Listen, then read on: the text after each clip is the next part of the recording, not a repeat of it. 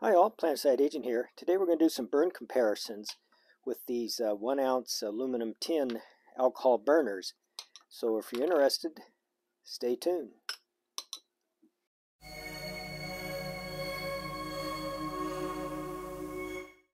Okay, let's get started.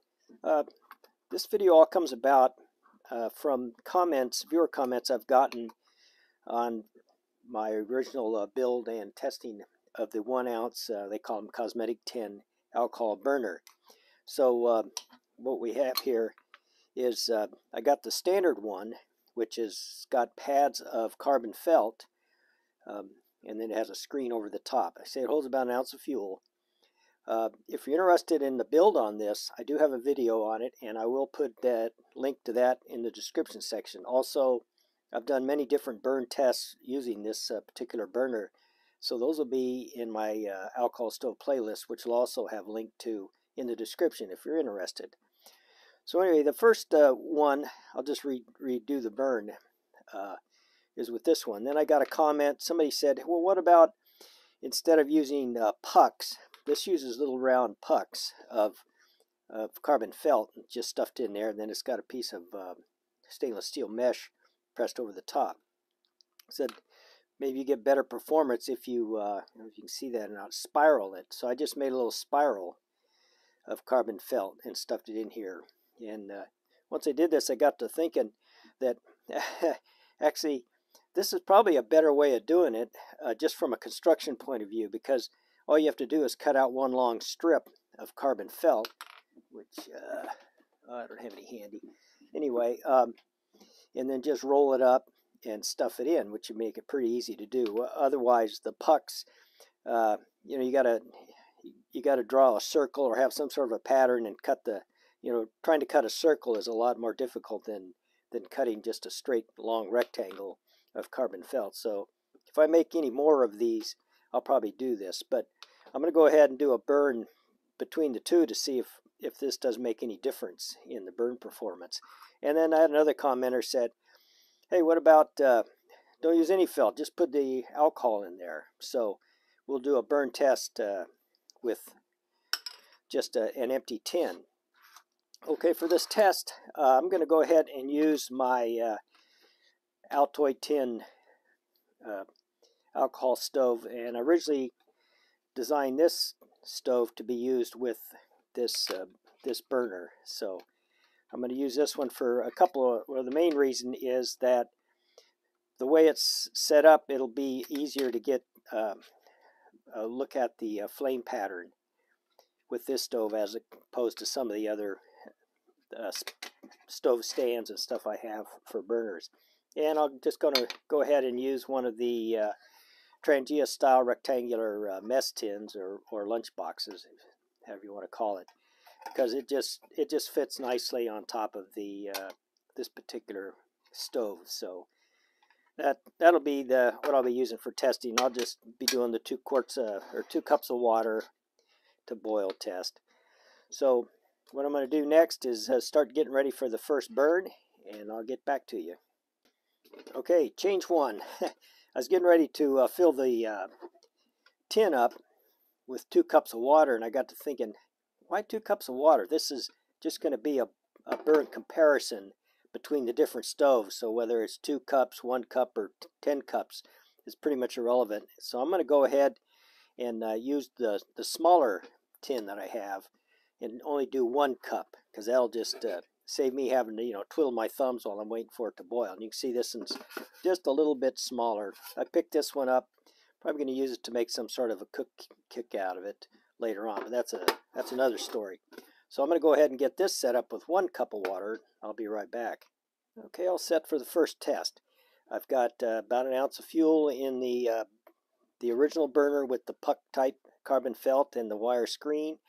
I've got a cup of water in the small cook tin, and that's at 58 degrees today, a little warmer than the last burn test I did.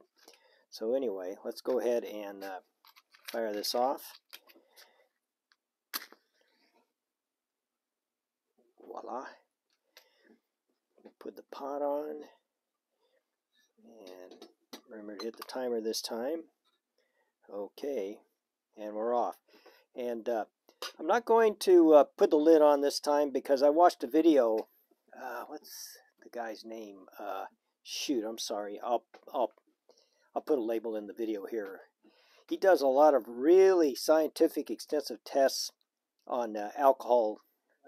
Well, not alcohol. These were butane stoves, but he did with and without lids on boil times. And if you don't have any wind, which I don't have in the garage, it doesn't really make a lot of difference by putting a lid on. So since that just adds a little bit more complication to my process, I'm just going to go ahead and boil without the lid.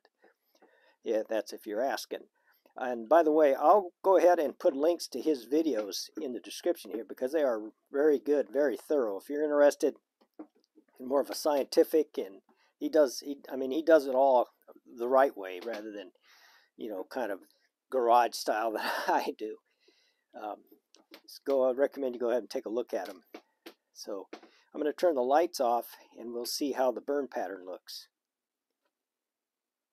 Okay, there's the burn pattern. It's going to town. Oh, by the way, the alcohol I use for all my tests is the yellow heat. Okay, we're just about there. I don't know if it's going to jump to the 212 or not.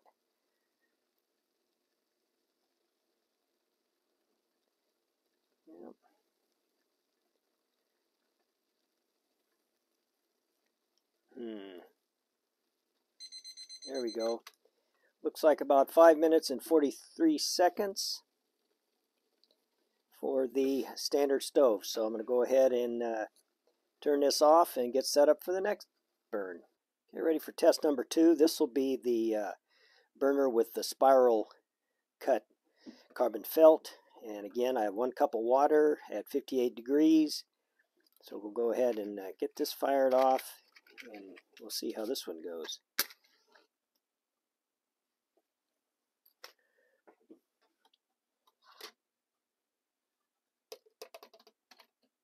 Oops.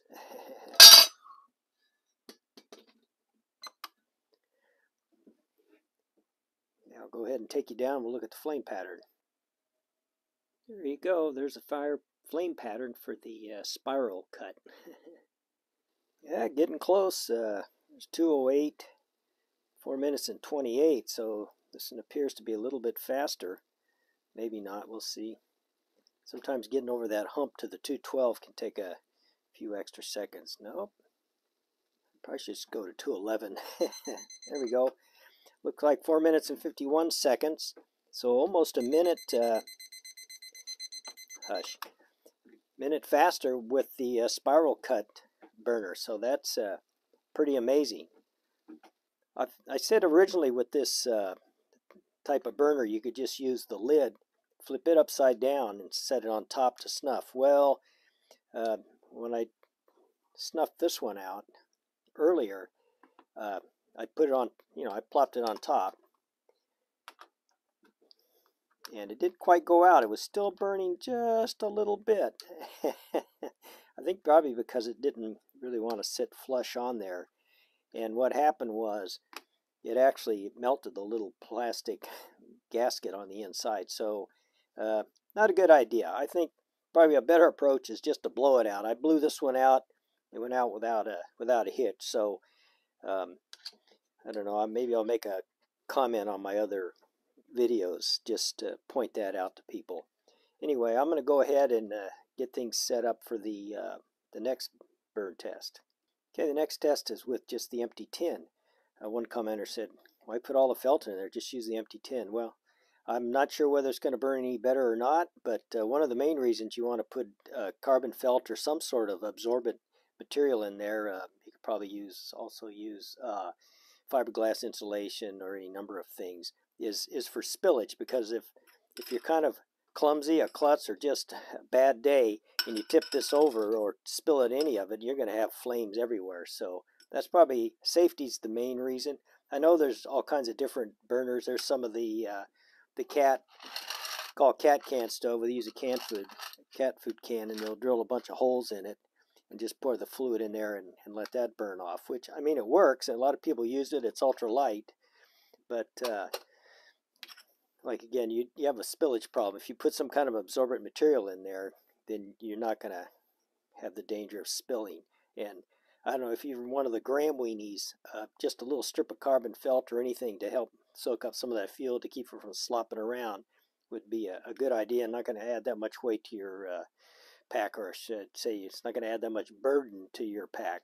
So anyway, let me load this up with some fuel. Hopefully I won't spill it all over everything, and we'll get started. Okay, it's all fueled up. I did the fueling off camera, so in case I slopped over, you didn't have to watch me trying to clean it all up, so we don't have a major fire here in the garage. But anyway, we've got some fuel in the just the plain tin. For some reason, the temperature has gone down on my faucet water to 57, so I'm not going to just try to keep all things as equal as possible. I won't start the timer until the temperature comes up to 58. So let's go ahead and fire this off. Oof. Okay. Get the water on, see if I can eyeball it, turn this on all at the same time. There we go. Okay, it's at 58. We'll go ahead and take a look at the burn pattern. Okay, there's the burn pattern just for the empty tin. If you notice, the flame kind of meanders around the bottom of the pot. So I don't know if that'll make a difference in the burn time or not, but we'll find out shortly. It's a little bit slower. We're already past the burn time for the original burner. 210.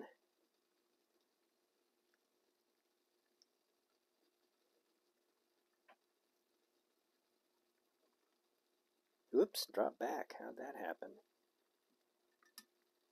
Huh. I think because the flame wanders around, it doesn't heat as well.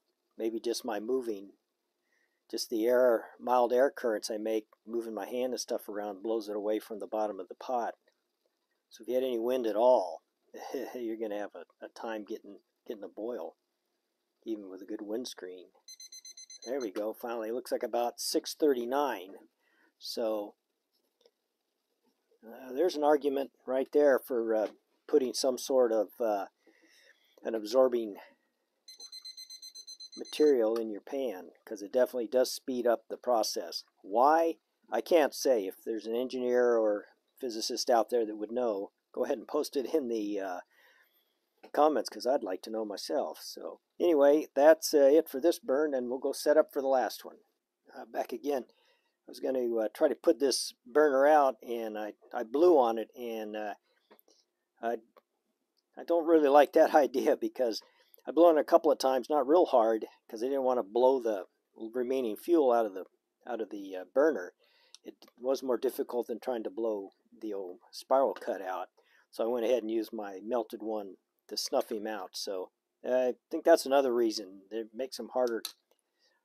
Just the plain empty tin, it's harder to extinguish the flame. All right, for the last test, I'm going to go ahead and take the spiral cut burner and put a mesh screen over the top to see if that changes the performance at all. I've had questions, why use the mesh screen. The only first reason I got, if it improves in performance, then that's your answer. If it doesn't, then maybe it's just to keep the felt from falling out of the stove. Because carbon felt will shrink over time, so it's possible, it'll fall out, which is, I guess, not that big a deal if you're paying attention. If it falls out, I just stuff it back in. But anyway, so we'll run the spiral cut one and see what the screen does to it. So go fuel this up, and we'll get ready to go. Okay, the stove is, the burner's fueled up. I've got a cup of 57-degree water. I won't start the timer until the temperature comes up to 58, so it's the same as all the other burn tests. So we'll light this guy off. And again, put him on. And we're off. There's the burn pattern. You can see that it doesn't wander around as much as just the empty tin burn did. The water's starting to boil in the tin, and we're up to 210. This is more of the burn time of the original with the pucks, carbon felt pucks in the screen. Interesting. Appears the screen slows the burn down. There we go. We'll say 5 minutes and 39 seconds. So that's almost a whole minute added to the burn with the screen on there. So, okay, just a side note, I use the same breath. I blew this one out really quick with just a quick breath, where the stove with just the empty one took me 2 or 3 breaths. So there's many reasons not just to burn it in an open container unless that's all you have. But even that, you can use other stuff.